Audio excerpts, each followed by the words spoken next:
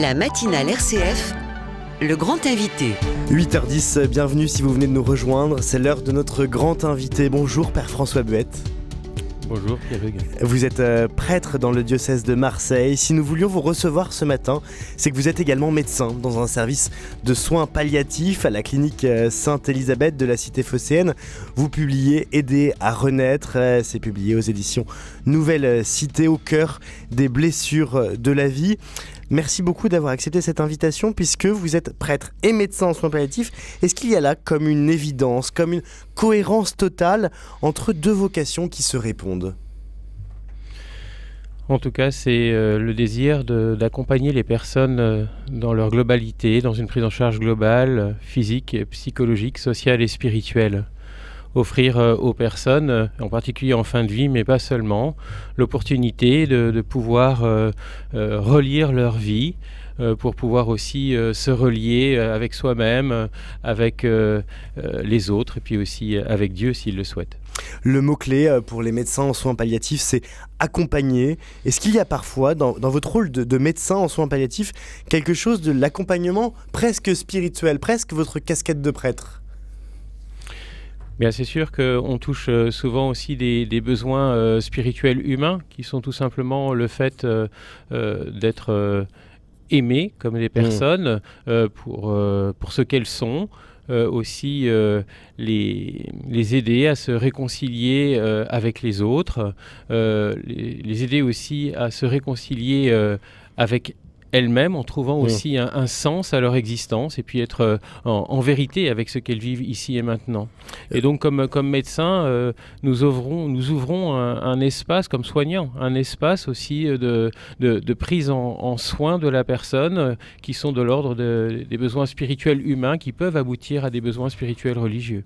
Les aider à se réconcilier avec les autres, avec elles-mêmes, dites-vous. Vous disiez aussi relire sa vie parce que quand on est au soir de sa vie, on se pose donc des questions sur le sens qui a été le nôtre. Quelles sont les préoccupations des personnes qui sont avec vous en soins palliatifs ? Quelles sont les préoccupations de ces patients ?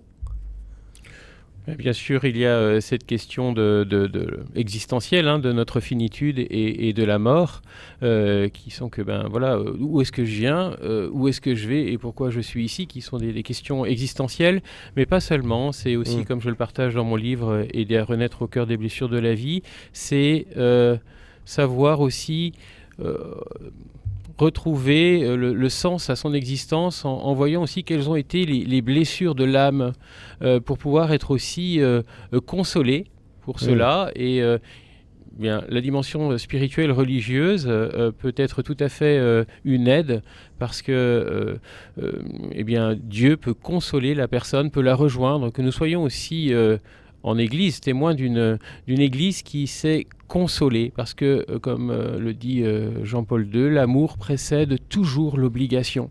Et dans une optique aussi avec ce que propose le pape François d'une pastorale des petits pas, comment aider à chacun, à son rythme, faire un petit pas avec chacun pour pouvoir aussi relire son existence et, encore une fois, se réconcilier avec soi-même, les autres et pourquoi pas avec Dieu. La réconciliation et justement en unité de soins palliatifs, on est donc au soir de sa vie. Est-ce qu'il n'y a pas une divergence entre le destin du corps et celui de l'âme, en ce sens que si le corps est condamné, l'âme, elle, peut être guérie, et peut-être y a-t-il de grandes conversions spirituelles au moment du dernier souffle ? Alors, vous avez raison effectivement de montrer effectivement que le corps et l'âme sont malheureusement au moment de la mort se séparent. C'est ce qui fait d'ailleurs aussi cette dureté aussi de la mort, mais en même temps aussi nous sommes appelés à vivre un chemin d'unification et comme je le dis souvent aussi, oui c'est vrai que les personnes meurent en soins palliatifs, mais elles meurent aussi comme des personnes vivantes. En tout cas c'est ce que nous essayons de faire et de proposer. En ce sens, avec ce chemin qui leur est proposé de consolation, de libération intérieure. Elles font aussi à un moment la possibilité d'une rencontre avec celui qui est le vivant, avec un grand V, que nous avons fêté au moment de Pâques, du Christ. En tout cas, c'est ce que, même si elles n'en ont pas nécessairement toujours conscience, comme le dit le Concile Vatican II, il faut croire d'une manière dont Dieu connaît, selon l'Esprit Saint, tout homme et toute femme est associé au mystère pascal du Christ. Et à un moment, faisant ce petit pas en direction de l'amour, de la vérité et de la vie, nous aidons chacun, qu'il en ait conscience ou pas, à faire une rencontre avec celui qui est chemin, vérité et vie, c'est-à-dire le Christ lui-même. Et donc, cette divergence entre le destin du corps, qui va être mortel, qui va mourir, et l'âme, comment est-ce qu'on voit aussi cette âme guérie parmi ces patients en soins palliatifs ?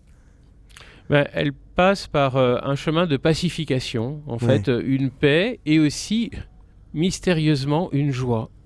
Une joie, je me souviens, c'était très, très touchant, même bouleversant, d'une jeune femme qui avait 19 ans, qui avait une maladie du sang, donc une leucémie, qui avait fait tout ce chemin justement de consolation, de libération intérieure, et qui me partageait quelques jours avant sa mort. Je ne pensais pas que Dieu aurait pour moi autant de délicatesse.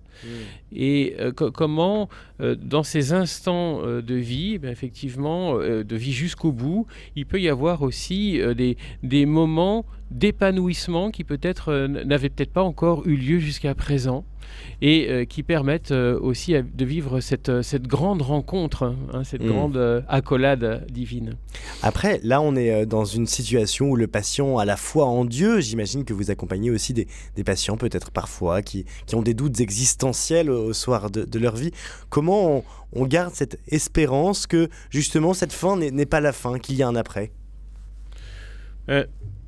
Comme le dit Pascal, l'homme dépasse l'homme, et je pense que chaque personne sent bien que son existence ne se limite pas à ce qui a été vécu sur cette terre, rien que par aussi ce qu'elle a pu éventuellement transmettre, quand même la personne n'aurait pas de foi en une vie après la mort, même si cela reste un peu toujours finalement quand même sous-jacent ou caché, même si ce n'est pas toujours avoué. Mais il peut arriver effectivement que les personnes ne croient pas en cette vie après la mort. Mais il y a quand même ce sentiment que ce qui a été vécu était important, et qu'il y a aussi une transmission aussi de valeurs, et cela, c'est aussi important que nous puissions être des révélateurs aussi de la beauté de ce qui a été vécu et de ce qui est vécu encore aujourd'hui. Voilà. Révéler la beauté de l'autre. Nous sommes avec le père François Buette, qui est prêtre, qui est aussi médecin en soins palliatifs, pour évoquer avec lui les unités de soins palliatifs et l'accompagnement des patients. Père François Buette, est-ce vraiment la mort en elle-même que redoutent les patients en fin de vie, ou plutôt la souffrance qui la précède ? C'est aussi notre rapport à la souffrance qui est interrogé dans les unités de soins palliatifs notamment.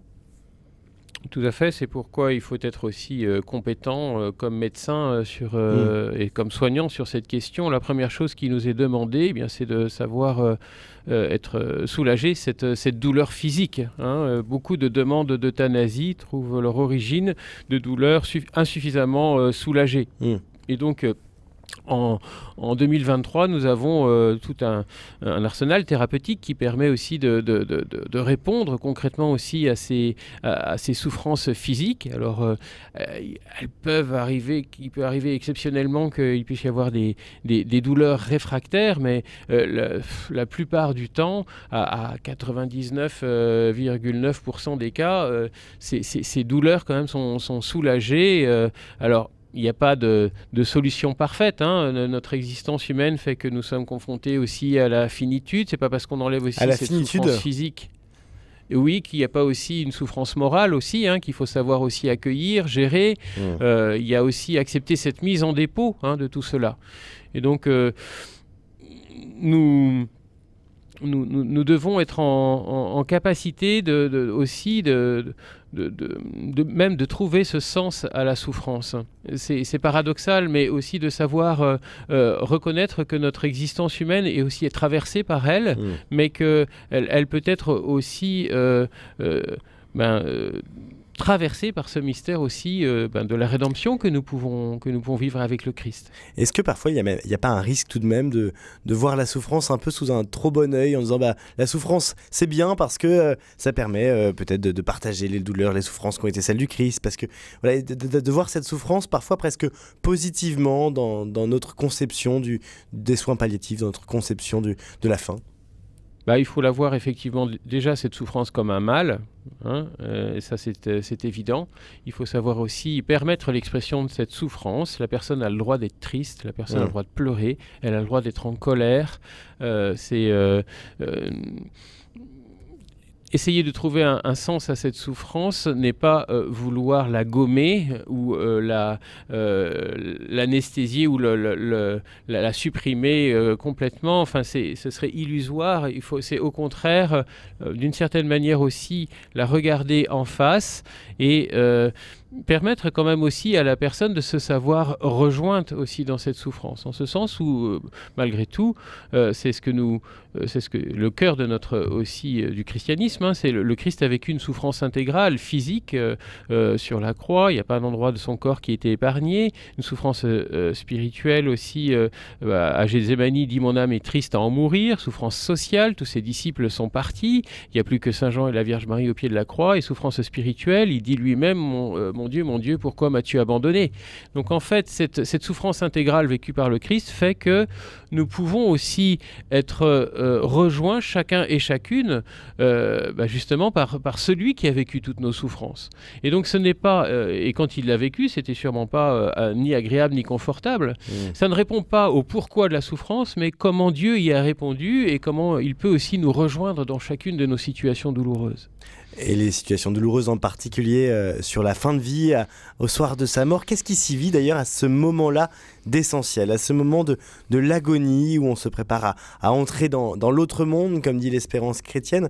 Quand vous accompagnez les patients en fin de vie dans votre service de soins palliatifs, qu'est-ce qui se vit là au moment du passage?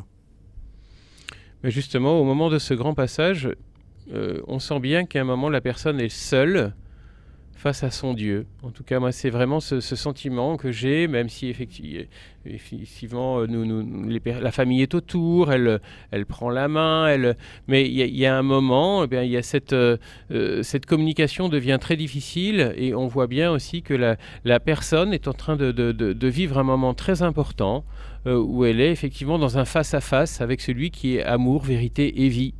Et je ne doute pas que toute personne justement qui a fait ce petit pas en direction de l'amour, de la vérité et de la vie, à un moment, choisissent justement celui qui est chemin, vérité et vie. Parce que ils sont à ce moment-là en pleine lumière, si je puis dire. Déjà, il y a souvent des témoignages qui parlent effectivement de l'expérience d'une rencontre avec une grande lumière. Eh bien, je ne suis pas effectivement surpris de cela parce qu'on sent bien comment ces derniers instants sont des temps d'une préparation, d'une rencontre ultime avec cette grande accolade divine. Cette grande accolade divine, effectivement, à la fin de vie, peut-être très concrètement, il y a un débat en cours sur la fin de vie. On parle beaucoup de développer les soins palliatifs. Il y a aussi la question de l'aide active à mourir. Quel est le regard que le soignant que vous êtes porte sur ces débats en cours ?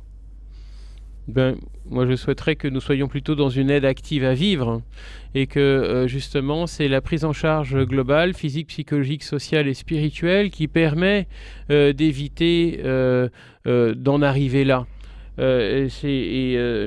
C'est évident que si on reste uniquement à une réponse médicamenteuse, ce ne sera jamais suffisant et on arrivera à une sorte de surdosage médicamenteux qui ne sera satisfaisant pour personne. Mais justement, puisque l'homme dépasse l'homme, offrons un espace, en particulier en fin de vie, qui soit d'accompagner la vie jusqu'au bout. Et faire que, comme je vous le disais tout à l'heure, les personnes soient des personnes vivantes et non pas enfermées dans cette complexité de la mort qui pourrait du coup devenir mortifère. Et donc, que le fait aussi d'ouvrir un accompagnement psychologique, un accompagnement spirituel, permet aussi de répondre à des souffrances existentielles qui ne sont pas suffisamment traitées uniquement par une réponse qui serait serait d'ordre médicamenteuse. Merci beaucoup, Père François Buet. Je rappelle que vous êtes prêtre et médecin en soins palliatifs. Vous publiez « Aider à renaître ». C'est publié aux éditions Nouvelle Cité. Merci d'avoir accepté ce matin notre invitation.